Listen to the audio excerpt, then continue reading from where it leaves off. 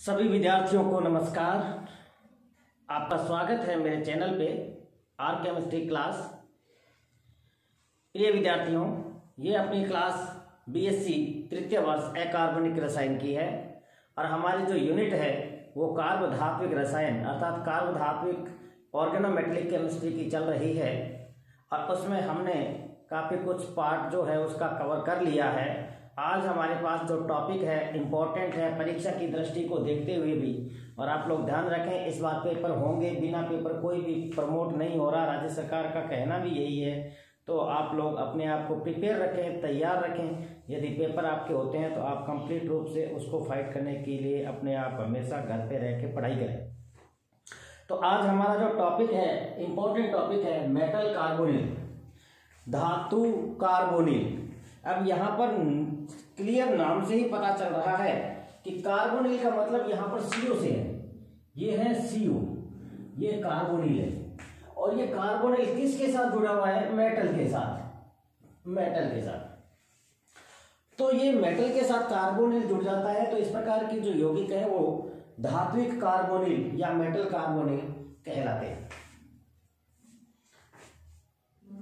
Carbon monoxide का एक महत्वपूर्ण गुण CO जो है, इसको अपन कार्बन मोनोऑक्साइड या कार्बोनिल कहते हैं, इसका महत्वपूर्ण गुण इनकी संक्रमण धातुओं के प्रति लिगेंड के रूप में अभिक्रिया करने में की क्षमता होती है, जिससे बाइनरी यौगिक बनते हैं जो कार्बोनिल कहलाते हैं। समस्त कार्बोनिल में कार्बन परमाणु के द्वारा CO समूह धातु से बंधे होते हैं, जैसा कि मैंने आपको बताया। कार्बोनिल इसलिए भी बहुत ज्यादा इंपॉर्टेंट है क्योंकि इनमें धातु के परमाणु शून्य ऑक्सीकरण अवस्था में होते हैं। बिल्कुल डेफिनेटली हम कह सकते हैं ये जो कार्बोनिल है इसका जो ऑक्सीडेशन नंबर है ये क्या होता है? 0 होता है। तो जब ये किसी मेटल के साथ कनेक्ट हो जाता है तो टोटल ऑक्सीडेशन नंबर जो होता है वो 0 हो जाता है, 0 हो जाता है। अधिकांश संक्रमण धातु के कार्बोनिल बनाए जा चुके हैं। इनमें से कुछ उद्योगों में भी महत्वपूर्ण है, जैसे निकल कार्बोनिल, बहुत ज्यादा इंपॉर्टेंट है, आपने पढ़ा भी होगा निकल कार्बोनिल, ये जो इंडस्ट्री के अंदर भी यूज होता है। अब यहाँ पर निकल की जो ऑक्सीकरण अवस्था है वो 0 है, क्योंकि CO की 0 है तो निकल की ऑक्सीकरण अवस्था भी 0 है। ये तो इनका जनरल नॉलेज था कि किस प्रकार का कार्बोनिल क्या होते हैं।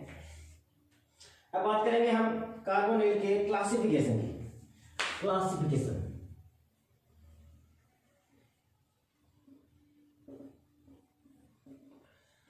वर्गीकरण, धातुओं के परमाणु की संख्या के आधार पर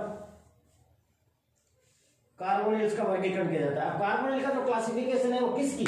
नंबर ऑफ मेटल्स, मेटल्स को ध्यान में रखेंगे यहाँ पे कि धातु की संख्या कितनी है, उसी के आधार पर कार्बोनिल का वर्गीकरण करते हैं, नंबर ऑफ मेटल्स के आधार पे।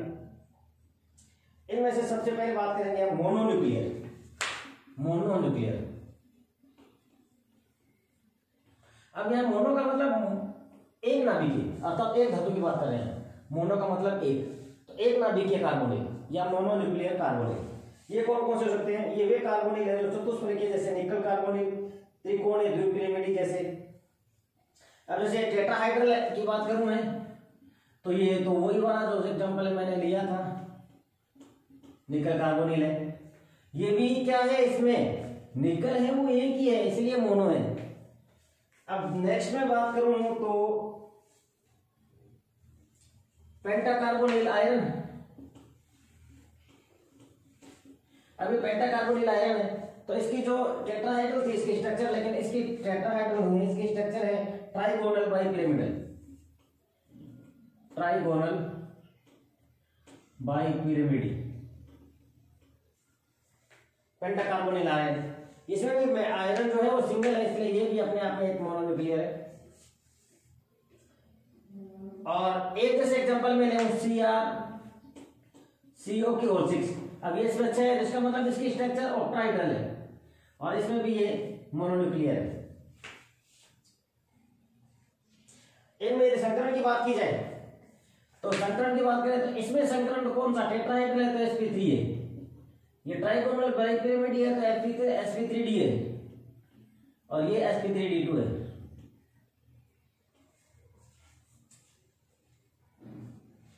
नहीं, ये आयरन वाला है ना, इसमें इनर डी ऑर्बिटल यूज होंगे, सॉरी उसमें तो sp3 है, लेकिन इसमें है dsp3 और इसमें है d2sp3। ये डी पहले आ रहे हैं, इसका मतलब इनमें इनर जो डी ऑर्बिटल है वो यूज हो रहा है। बात करेंगे हम इसके बनाने की विधि संरचना में, आगे काफी डिस्कशन होगा। स्ट्रक्चर और बॉन्डिंग में भी हम इसका डिस्कशन करेंगे कि डी पहले वाला क्यों काम में लिया जा रहा है, किसी में बाहर वाला क्यों काम में लिया जा रहा है। तो ये एक मोनोन्यूक्लियर है, अर्थात जिसमें एक ही नाभिक होता है। केवल वे धातु मोनोमेरिक कार्बोनेट बनाते हैं जिनके पास इलेक्ट्रॉनों की संख्या सम संख्या में होती है। कौन सी मेटल जो electrons having in even number, सम संख्या में जिनके पास इलेक्ट्रॉन की संख्या होती है। इसमें हेक्सा कार्बोनिल वेनेडियम एक एक्सेप्शन है, वेनेडियम और ये CO6, ये इसका एक अपवाद है, एक्सेप्शन। ऐसे धातु जिनके इलेक्ट्रॉनों की विषम संख्या होती है उनकी द्विलकी या बहुलकी कार्बोनिल बनाने की प्रवृत्ति होती है। हेक्सा कार्बोनिल वेनेडियम के अतिरिक्त अन्य सभी कार्बोनिल प्रतिचुंबकीय होते हैं। अब हम बात करें द्विनाभिकीय कार्बोनिल की। इवन वाले तो मोनो बना रहे हैं, बाकी सारे पोली बनाएंगे या डाई बनाएंगे। अब हम बात करेंगे डबल की, तो हम कहेंगे द्विनाभिकीय। वो तो था मोनो, ये है डाई न्यूक्लियर। डाई न्यूक्लियर का मतलब क्लियर पता चल गया हमें, मेटल तो होगी। जैसे Mn2 CO10, अब ये मैंगनीज की दो मेटल है, तो ये di carbon, di nuclear carbon. और भी हम कह सकते हैं Fe2 CO9, ये भी डाई है। अब ये जो डाइमर है ना मैंगनीज वाला, कि केवल धातु बंधों द्वारा जकड़ा रहता है, इनमें CO समूह से कोई सहायता नहीं होती। अब इसकी हम बात करें तो ये मैंगनीज आपस में जुड़े रहते हैं। स्ट्रक्चर में आपके सामने बना के दिखाता हूं। मैंगनीज, इसके साथ ये मैंगनीज, धातु एक दूसरे के साथ जुड़े हुए हैं। और ये CO और ये CO, 10 है इसके चारों, तो दोनों में अब क्या हो जाएंगे,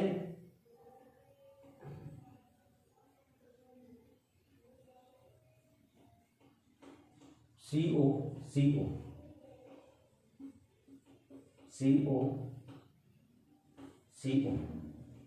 इसी प्रकार ये वाले हैं।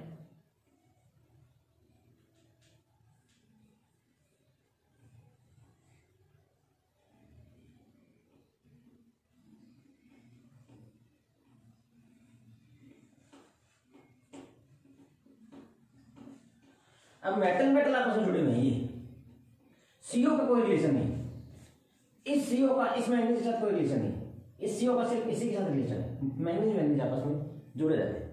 तो ये डाइमर भी, इसको हम डाइमर कह सकते हैं, डाइमर।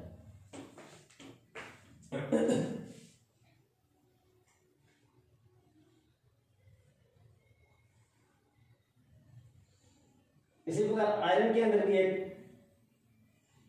ब्रिजिंग बॉन्ड बनता है। त्रिनाभिकीय के अंदर बात करेंगे तो आपको पता चल गया, पहले हमने कह दिया, जिसके अंदर नाभिक जो होंगे वो 3 प्रकार के होंगे, अर्थात 3 प्रकार की मेटल है। और संरचना जो है उनकी संरचना रेखीय होती है। एग्जाम्पल की यदि हम माने तो जैसे त्रिनाभिकीय भी कह सकते हैं और बहुनाभिकीय भी कह सकते हैं। तो त्रिनाभिकीय की यदि हम बात करेंगे तो ये OS3 और CO की होल 12, ये है त्रिनाभिकीय, ट्राई न्यूक्लियर। इससे आगे जितने भी होंगे वो सारे पॉलीन्यूक्लियर है। जैसे कि एग्जांपल मेरे पास है CO होल 4 कोबाल्ट का है, और ये CO होल 12 ये है पॉली। तो इस प्रकार से इनका क्लासिफिकेशन है। तो ये ऑर्गेनोमेटेलिक कंपाउंड्स के मेटल कार्बोनिल है, और इन मेटल कार्बोनिल्स का ये क्लासिफिकेशन है mono, die and try.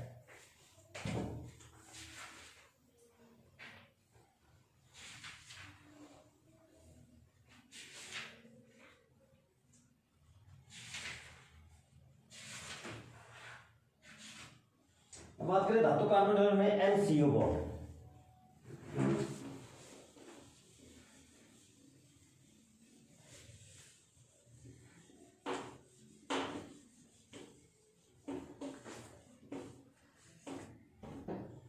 MCO bond, MCO bonding, MCO bonding in metal carbonyls. कार्बोधात्विक में मेटल कार्बोनिल्स जो है, MCO जो है, उसके अंदर बॉन्डिंग किस प्रकार की है उसके बारे में हम लोग अब डिस्कशन करेंगे। कार्बन मोनोऑक्साइड की संरचना में कार्बन परमाणु के पास इलेक्ट्रॉन्स का एक एकल युग्म है। अब कार्बन मोनोऑक्साइड की संरचना को हम कैसे लिख सकते हैं? Carbon triple bond with oxygen. तो अब यहाँ पर हम कह सकते हैं कि ऑक्सीजन है, इसके पास एक लोन पेयर था, इसके ऊपर ये पॉजिटिव चार्ज है।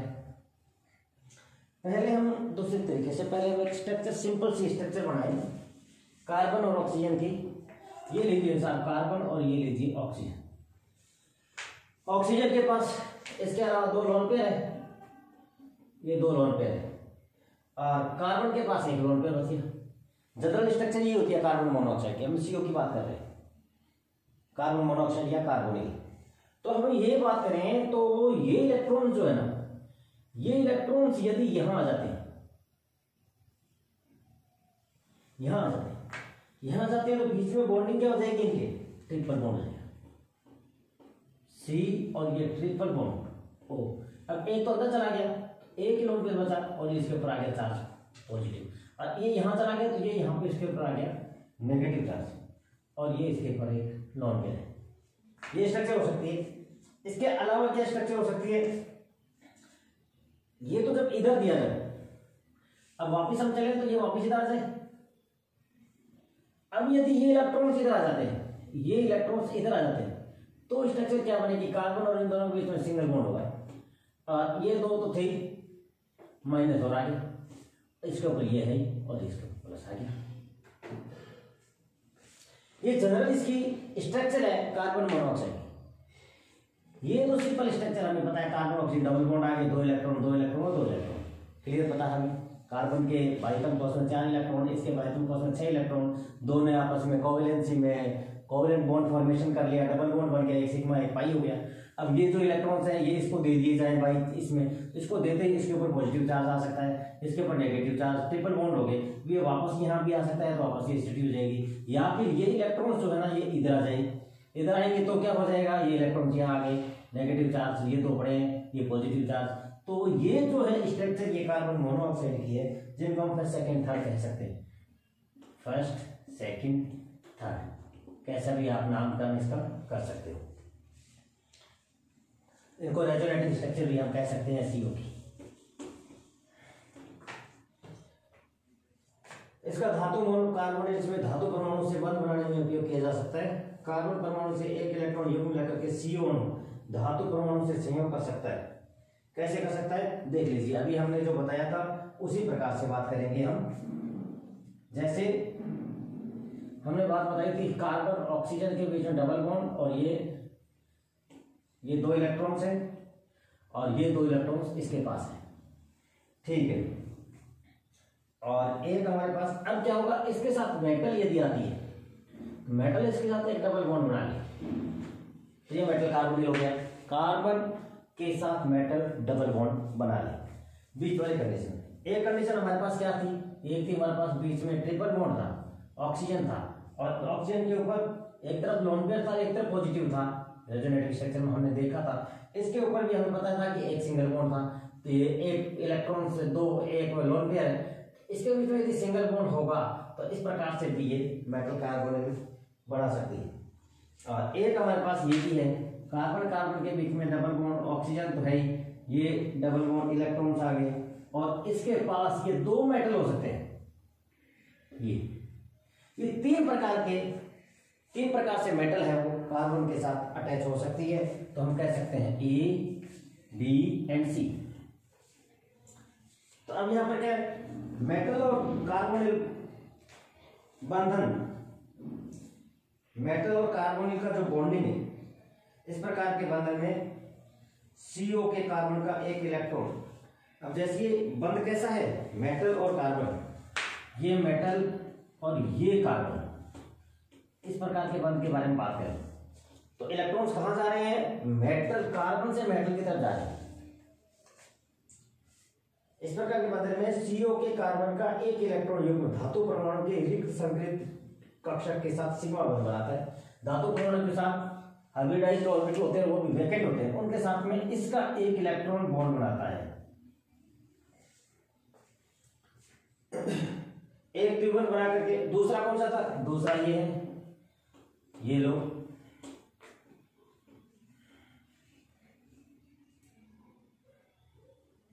दूसरा ये है। अब इसमें ये डबल बॉन्ड, ये वाला एरो है, ये वाला बॉन्ड की बात कर रहे हैं, ए की बात कर रहे हैं, ये ए था, ये बी है।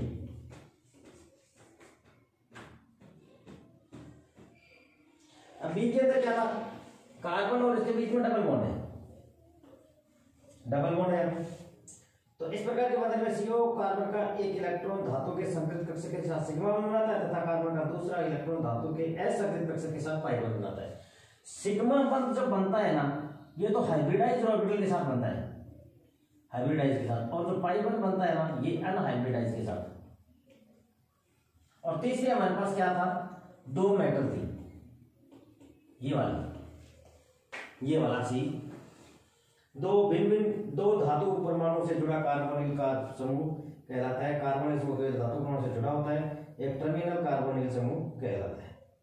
धातु कार्बन से भरे हुए कार्बन का सिग्मा कक्षक धातु, सिग्मा कक्षक से दाता डेटिव अतिव्यापन MCO होता है, ये बात कर ली। इसके पश्चात कक्षक से भरे हुए डी पाई का CO विपरीत बंधी पी पाई के साथ अतिव्यापन करके फलस्वरूप डी पाई की पाई ऐसा बैक बॉन्डिंग फॉर्मेशन करता है।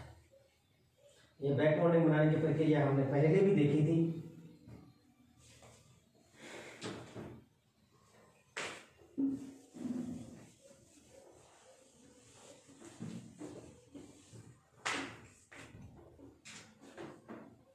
बात करें हम, जैसे ये मेटल है माइनस, ये प्लस, ये इसके ऑर्बिटल्स है, डी ऑर्बिटल्स है, ये लिगेंड के ऑर्बिटल्स है।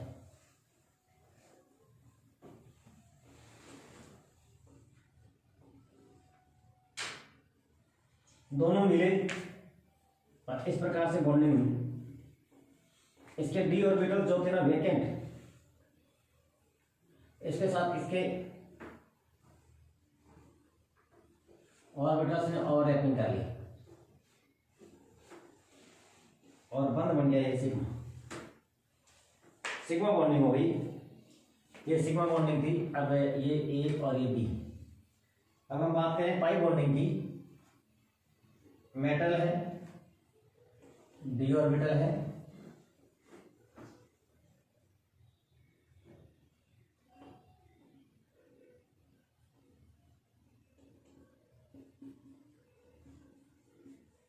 इसके साथ कार्बन,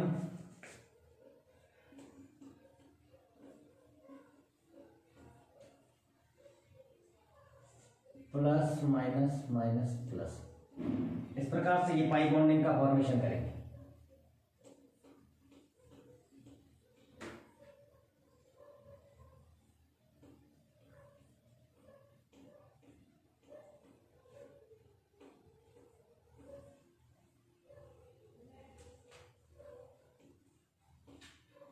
ये ओवरलैपिंग हुई और ये पाई बॉन्ड बनाए, तो ये CO बंध बनने की प्रक्रिया थी। तो आप लोग भी लगातार पढ़ते रहें, नोट्स बनाते रहें, चैनल को सब्सक्राइब करते रहें, कोरोना से बचे रहें, एडवाइजरी का पालन करें, SMS का यूज करें। SMS मतलब social distance, mask and sanitiser. Thank you so much.